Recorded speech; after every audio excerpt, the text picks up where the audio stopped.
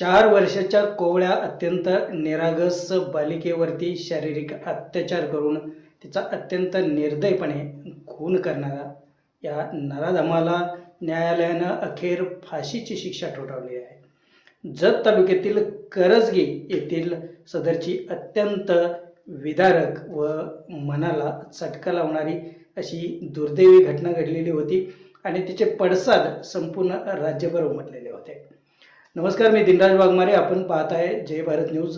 एक अत्यंत महत्त्वाची बातमी समोर आलेली आहे आणि करजगी तालुका जत येथील एक अत्यंत निर्दयी, नराधम आणि अमानुष कृत्य करणारा पांडुरंग सोमण्णा कळली, वय वर्ष 45, याला जिल्हा सत्र न्यायाधीशांनी फाशीची शिक्षा ठोठावली आहे आणि अतिशय जलदपणे जवळजवळ 1 वर्ष ते 1.25 वर्ष हा खटला चालवून न्यायाधीशांनी त्याला फाशीची शिक्षा ठोठावली आहे आणि त्यामुळं न्यायालय, पोलीस प्रशासन यांचं सर्वत्र अभिनंदन होत आहे.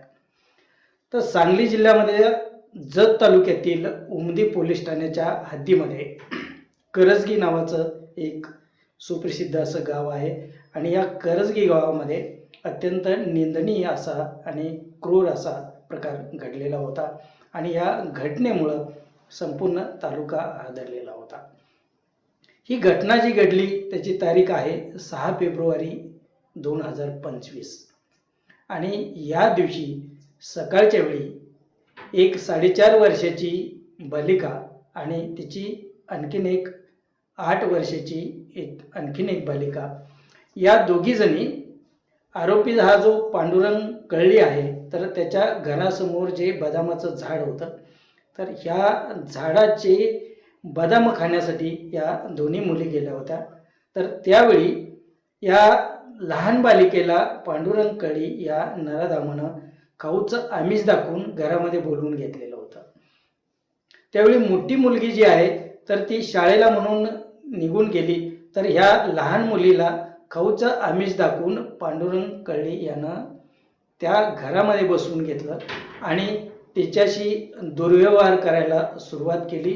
त्या मुलीनं ओरडू नये म्हणून तिचं तोंड दाबून तिच्यावरती शारीरिक अत्याचार केले आणि तिला गंभीर इजा केली, अनेक दुखापती केल्या आणि अखेर त्या मुलीचा त्याने अत्यंत निर्दयपणे खून केला आणि अखेर एवढ्यावरच ही सर्व कृत्य त्याचं थांबलं नाही, तर अशाही परिस्थितीमध्ये त्यांनी ह्या मुलीचं जे शव आहे तर ते एका पोत्यामध्ये घालून ठेवलं आणि हे पोतं एका लोखंडी पेटीमध्ये घालून त्याला कुलूप घालण्यात आलं आणि त्यानंतर जणू कोणतीही घटना घडलेली नाही आणि आपण काही केलेले नाही अशा आविर्भावात तो वावरू लागला. ही लहान बालिका घरातून अचानक गायब झाली आणि ती आढळून येत नाही असं म्हटल्यानंतर तिच्या पालकांनी सगळीकडं तिची विचारपूस करायला सुरुवात केली.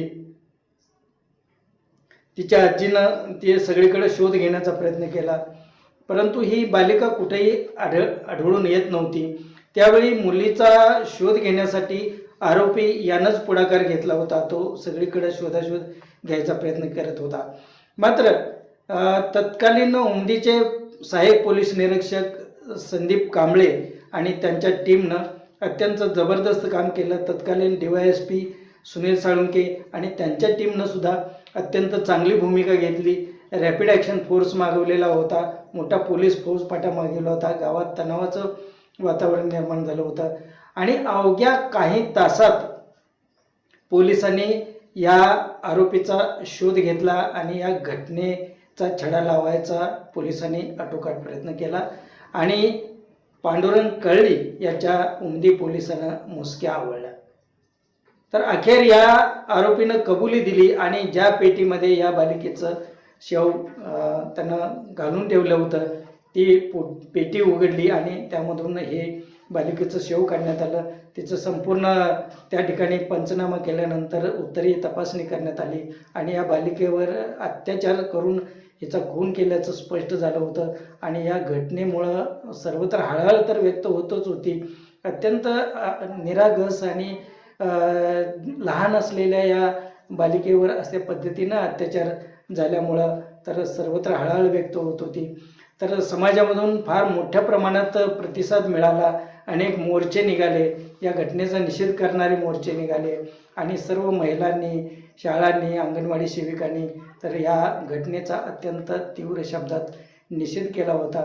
नंतर पोलिसांनी अवघ्या 13 दिवसामध्ये या संपूर्ण घटनेचं जे आहे तर चार्जशीट हे न्यायालयामध्ये, जिल्हा न्यायालयामध्ये दाखल केलं.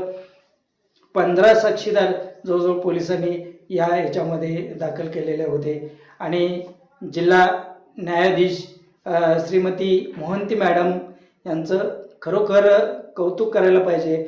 आणि त्यांनी अवघ्या 1.25 वर्षामध्ये तर या खटल्याचा निकाल लावलेला आहे. तर आपल्या जिल्ह्याच्या ज्या न्यायाधीश आहेत श्रीमती जे मोहंती, तर त्यांनी अत्यंत कौतुकास्पद अशा पद्धतीने आणि अभिमानास्पद आणि अभिनंदनास पात्र असा हा ऐतिहासिक निकाल दिला आहे.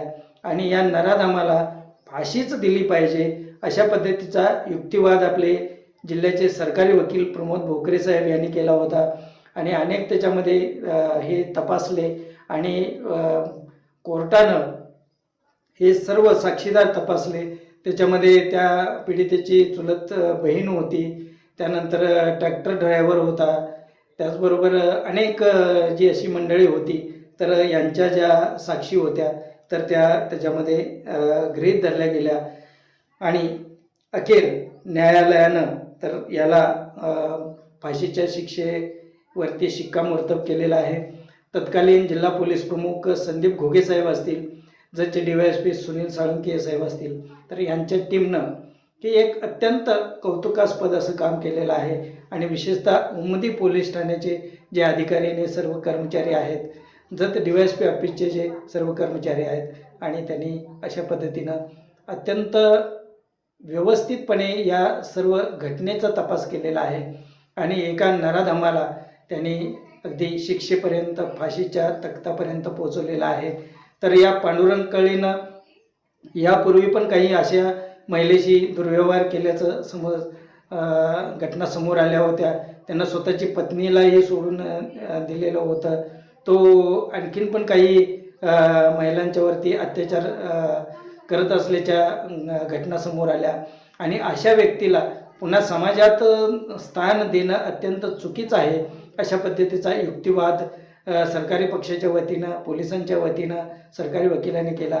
आणि न्यायाधीशांनी अत्यंत स्तुत्य अशी भूमिका घेतली आणि निपक्षपातीपणे अशी भूमिका घेतली.